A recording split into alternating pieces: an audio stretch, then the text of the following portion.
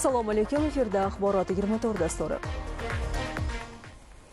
Xabar berganimizdek, O'zbekiston Respublikasi Prezidenti Shavkat Mirziyoyev 23-24 oktyabr kunlari rasmiy tashrif bilan Bryussel shahrida bo'ldi. Davlatimiz rahbari Yevropa Kengashi prezidenti Antonio Costa va Yevropa Komissiyasi prezidenti Ursula von der Leyen hamda belgiyaliklar qiroli Filip bilan samarali muzokaralar o'tkazdi. Shavkat Mirziyoyev O'zbekiston va Yevropa Ittifoqi o'rtasida kengaytirilgan sheriklik va hamkorlik to'g'risidagi tarixiy bitimni imzolash marosimida ham ishtirok etdi.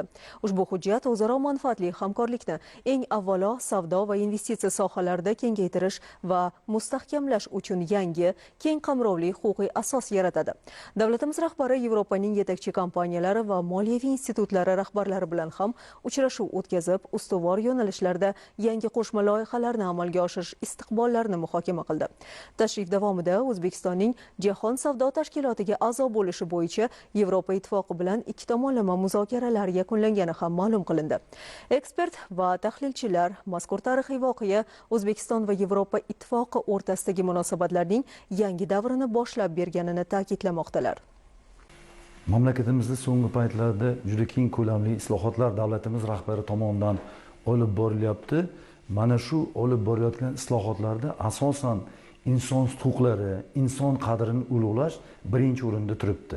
Mana shuning uchun hurmatli prezidentimizni kuni kecha Bryusselga tashriflarida ham yaqqol namoyon bo'ldi desak bo'ladi. Kuni kecha Yevropa Ittifoqi bilan O'zbekiston o'rtasidagi kengaytirilgan sheriklik va hamkorlik to'g'risidagi bitim imzolandi. Bu kelishuv shunchaki hujjat emas, u O'zbekistonni Avstriyadan tortib Shvetsiyagacha bo'lgan 27 davlat hududida Yevropa bozorlarini kengroq ochadigan, tadbirkorlarga bojxona ishini soddalashtiradigan, texnik to'siqlarni kamaytiradigan, yurtimizga Yevropa investorlari oqimlarini yaqinlashtiradigan, talabalarimiz, mutaxassislarimiz, tadbirkorlar uchun viza talablarini soddalashtiradigan, yoshlarimizni Yevropada o'qishga ko'proq imkon yaratadigan ta'lim, fan, sun'iy intellekt, startaplar va raqamli xavfsizlik sohalaridagi hamkorlik eshigini ochadigan muhim hujjatdir. Umuman olganda bunday hamkorlik munosabatlari, prezidentimizning tashabbuslari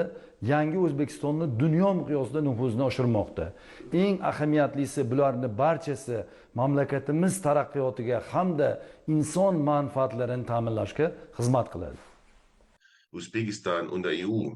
O'zbekiston prezidentining Belgiyaga tashrifi chog'ida kengaytirilgan sheriklik va hamkorlik to'g'risidagi bitimning imzolanishi Yevropa Ittifoqi va O'zbekiston o'rtasida ikki tomonlama hamkorlikning sifat jihatidan yuqori bosqichga chiqqanidan dalolat beradi. Albatta, biz germaniyalik tadbirkorlar uchun eng muhim jihati savdo va iqtisodiyot, energetika, transport, atrof muhitni muhofaza qilish hamda qishloq xo'jaligi sohalarining ham ushbu bitimga kiritilganligidir.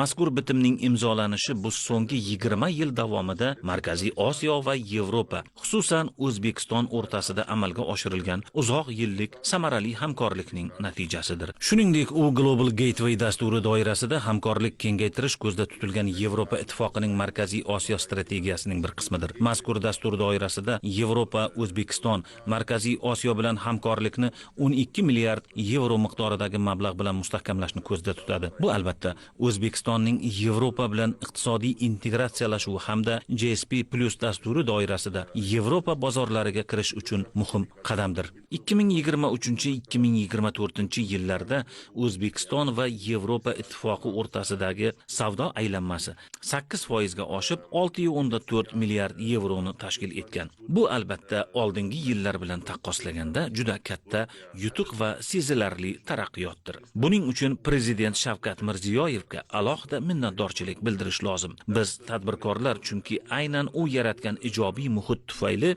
Germaniya va umuman Yevropa mamlakatlari bilan shunday muvaffaqiyatli hamkorlik yo'lga qo'yildi. 8% lik o'sish bu albatta katta natija. O'zbekistonda 25 yildan ortiq faoliyat yuritayotgan tadbirkor sifatida aytishim mumkinki, bu bitim savdo va investitsiyalarni osonlashtiradi. O'zaro manfaatli sarmoya muhitini yaratadi. Ushbu kelishuv bizda yanada yaxshi bozor sharoitlariga erishish imkonini beradigan zamonaviy huquqiy asos bo'lib, Germaniya va Yevropadan yanada ko'proq kompaniyalarning O'zbekistonda faoliyat yuritishiga imkon beradi.